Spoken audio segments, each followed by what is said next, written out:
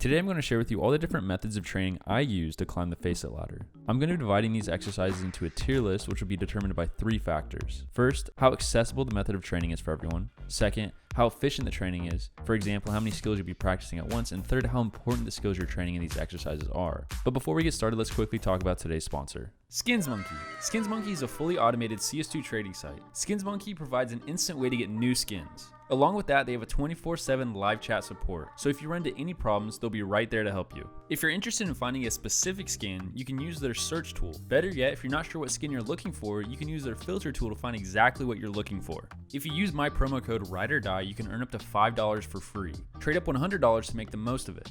Now, if you don't want to trade your skins but you'd rather buy, SkinsMonkey is now offering a 30% deposit bonus. And if you use my promo code RIDEORDIE, you'll receive an additional 5%. Remember, use code RIDEORDIE to get up to $5 for free and claim your 35% deposit bonus. Thank you SkinsMonkey for sponsoring this video.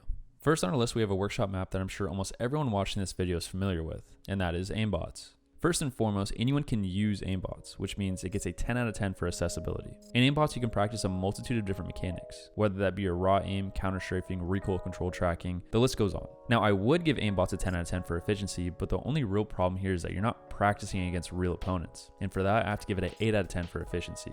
Now, for the importance of these skills that you're practicing, it gets a 10 out of 10. Mechanics go a very long way in Counter-Strike, and without them, even the smartest players wouldn't be able to keep up. Overall, I'm going to place Aimbotz in A tier. Only thing keeping this out of S tier is the lack of real opponents to practice on. Moving on to aim trainers. For the most part, almost everyone can use an aim trainer. There are plenty of free ones available on Steam, most notably Aim Labs. For accessibility, it gets a 10 out of 10. For efficiency, I'm going to give it a 6 out of 10 simply because the only real mechanic you're practicing here is your raw aiming ability. There's absolutely nothing else to gain here other than improving your aim, which, don't get me wrong, is important, but there are countless other ways to improve your aim while playing Counter-Strike. Now, for the importance of the skill, I'm going to give it an 8 out of 10.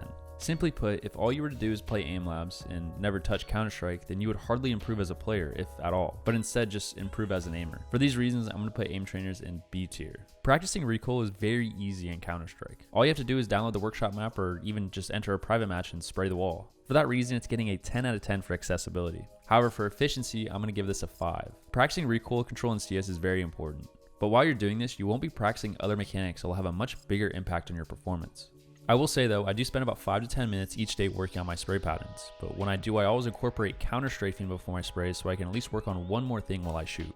For importance, I'm going to give this a 4 out of 10. There are plenty of other things that you can work on that will make you a better player. With all this considered, I'm going to place recoil control in D tier. This doesn't mean you should neglect this skill entirely, but try not to spend too much of your time spraying rifles in an offline map. If you've watched any of my other videos, you know I'm a very big advocate on watching demos. This is one of the biggest reasons why I improve so much as a player. For accessibility, I'm going to give this 8 out of 10. The reason for this, even though anyone can watch a demo, not everyone's going to know exactly what to look for when they do watch their demo. In that case, demo reviewing will have very little impact on your improvement. But while you do watch demos and you know what to look for, you'll identify deficiencies in your mechanics, crosshair placement, positioning, game sense, utility usage, and so much more. So for efficiency, I'm going to give this 9 out of 10. The only reason why it's not 10 out of 10 is because even though you can identify these shortcomings, the real improvement comes when you implement changes in your gameplay.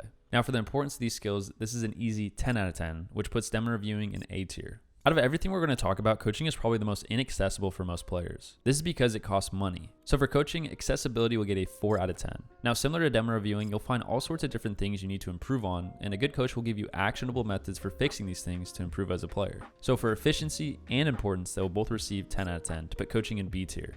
If coaching was free, this would be an easy S tier, but unfortunately, that's just not the case. Now for my all-time favorite method of improvement, deathmatching. More specifically, community deathmatching. Depending on your region, your area might not have that many community servers to DM on, but even in some really low populated areas, there are going to be at least a few DM servers to play on. Accessibility gets a 9 out of 10. During deathmatches, you'll be working on almost everything you can imagine when it comes to mechanics, whether it be your raw aim, tracking, spray control, movement, and so on. So for that, efficiency and importance both get a 10 out of 10, which puts community deathmatching in S tier. Next up, pre-fire maps. Anyone can play pre-fire maps. There are ways to get servers on different services online. You can also download workshop maps so you can practice offline on whatever map you want to choose. Accessibility gets 10 out of 10. While using pre-fire maps, you're not only working on your crosshair placement, but also your peeking ability and counter strafing. Along with this, depending on the server or workshop map you're playing on, you can discover new places that enemies can hold, but also new spots you can try on CT. The only real problem is that these maps can't replicate the pace of a real match. Also, you'll only ever be shooting bots. Efficiency gets a 7 out of 10 because of this. Now for importance, I'm going to give this a 10 out of 10. Crosshair placement is king when it comes to getting kills in game, so the more practice you put into this, the better you'll be. With that said, pre-fire maps are going to be put in A tier. KZ maps gets a 10 out of 10 for accessibility due to their availability in the workshop. For efficiency, they get a 6 out of 10. The reason why I say this is the only skill you're practicing when on a KZ map is movement, so it's very low efficiency. Now for importance, I'm going to give this a 5 out of 10. Don't get me wrong, movement is a fundamental skill for any CS player, but if you're to only ever practice movement and neglect all these other necessary skills, you would have a very difficult time progressing on any ranked ladder. My advice for this one, because movement is something that I practice every day, is just find skill jumps on each map that you want to get better at and grind them out. You can do this and also download the KZ hub to see how fast you can complete the map. With all this said, I'm putting practicing KZ in D tier.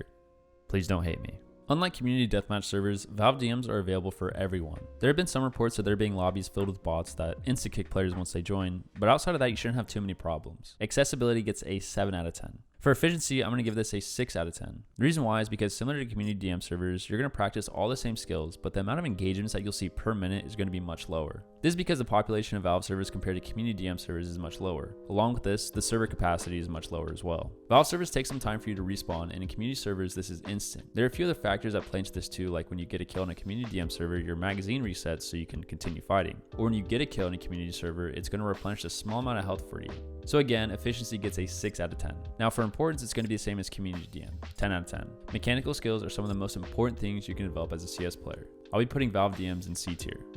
Let's talk about retake servers. Just like community DM servers, almost everyone should have access to this as long as you live in a moderately populated region or you're willing to play on higher ping. Accessibility gets a 9 out of 10. Unlike DM servers, retake servers will often grant you a small amount of utility so you can use this to either hold a site or retake a site. While playing on retake servers, you'll also be able to fight real opponents and learn how to play around a planted bomb. That is unless, of course, other players are just running around, which is something that happens a lot in retake servers. But the biggest downfall is the fact that once you die, you'll have to wait for the next round to start. For efficiency, I'm going to give this a 7 out of 10. The importance of the skills you develop in retakes is very high, and if you find a good lobby, this can be very beneficial for practice. I'm going to give importance 9 out of 10. With that said, we're going to put retake servers in B tier. You may have your own thoughts or reservations about Premier Matchmaking, but it's indeed something that everyone can play. For accessibility, it's going to get a 10 out of 10. However, efficiency is a different story. Due to the fact there are countless cheaters in this queue, on any given day, you're likely going to waste several games just playing against cheaters. If this wasn't the case, this queue would be A tier for practice. Efficiency is going to get 2 out of 10 because of which. For importance, there's nothing more important than just playing the game and gaining experience via matches. And that's what Premier is if there wasn't constant cheaters. For importance, I'm going to give it a 10 out of 10. But because of cheaters, this queue is going to go down in C tier. Competitive matchmaking is very similar to Premier. Accessibility is going to get a 10 out of 10 because everyone has access to it. For efficiency, because of cheaters, it's going to get a 2 out of 10. And because there's nothing more important than playing matches, 10 out of 10 is what it's going to get for importance. This is going to be right next to Premier in C tier. Now, when it comes to Faceit Matchmaking, I will admit I am a little biased, but I can acknowledge all of Faceit's shortcomings. First and foremost, accessibility will get a 7 out of 10. This is because some people don't want to have a kernel level anti-cheat running on their PC. Along with this, some regions are so underpopulated with CS players that either the queues are completely dead or Faceit just doesn't have the server infrastructure to even provide a place for them to play. Because of that, these players have to play on servers that are much further away. Again, 7 out of 10 for accessibility. Now for efficiency, there are virtually no cheaters on Faceit due to their anti-cheat. This doesn't mean there are 0, but there's just significantly less. So much so that every 200 to 300 matches I play, I might get a notification saying that someone in one of my matches was banned for cheating and my ELO has been returned. But even though there aren't hardly any cheaters, there are in fact smurfs. Faceit does have a very big smurf problem in lower ranks. Also, time to queue depending on the time of day, region, and other variables may take several minutes. Also, once a match is found, if not all players connect, the match drops and you can re-enter queue with priority. For efficiency, I'm going to give this a 8 out of 10. For importance, it's going to get the same rating as Premier Matchmaking because, like I said before, there's just nothing more important than just playing the game to get better at CS. Now, this may be controversial, but because there's no other legitimate option for players to queue outside of Faceit, for now, I'm going to stick it in A tier. Once there is another platform that can compete with Faceit, then Faceit will likely move down to B tier or even C tier. There's a lot wrong with the platform, but to be honest, it's the only real option we have as competitive CS players. Anyone can practice utility. If you ever want to learn a lineup, just type it into YouTube and there'll likely be 20 different results that pop up showing different ways to throw the same smoke. Accessibility gets a 10 out of 10. For efficiency, I'm going to give this a 5 out of 10.